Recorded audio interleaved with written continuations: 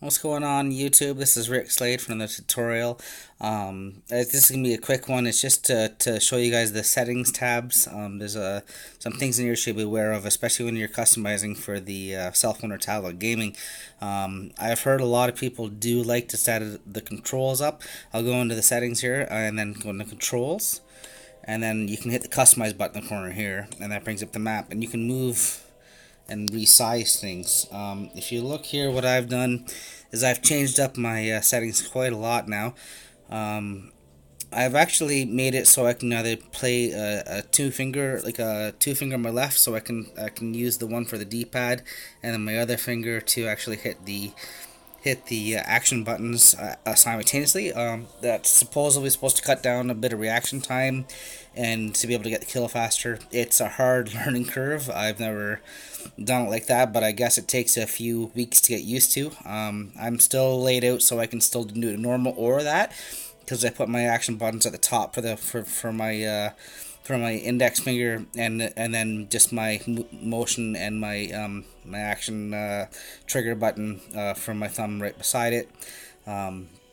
That's a good layout there for sure. You just want to be aware you can resize everything on this. Change where your HUD map is, wherever. I've seen quite a few variances of layouts. I'm sticking with this one for now. I just wanted to show you that basically you can put things wherever you want to make it more comfortable for you, so you're able to have your comfort zone, because playing on a cell phone can be quite tricky. People like the old controller style, so I do find the reason why I play in the mobile PUBG a lot is essentially because there's not as much hacking. You can actually win games without having to be killed without any hacks, which is awesome. Thanks for joining in. That's a quick little video.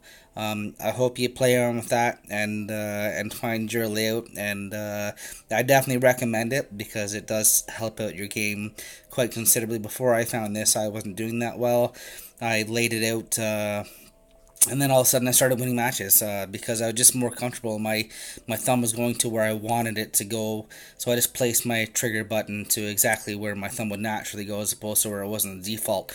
Little things like that, worth its weight in gold. Oh, one more thing too is like you can even change the transparency. So on default they're all at 100%, so they're quite bright. But you can actually tone down the transparency of the button to pretty much nothing, 10%. I go maybe between on my buttons, depending on what it is, between 15 to 30%, because then you can see through the button, see the enemy, and all your screen's not taken up by action buttons, which is a good thing to know. All right, like I said, quick little tutorial. Hope this helps, and take care.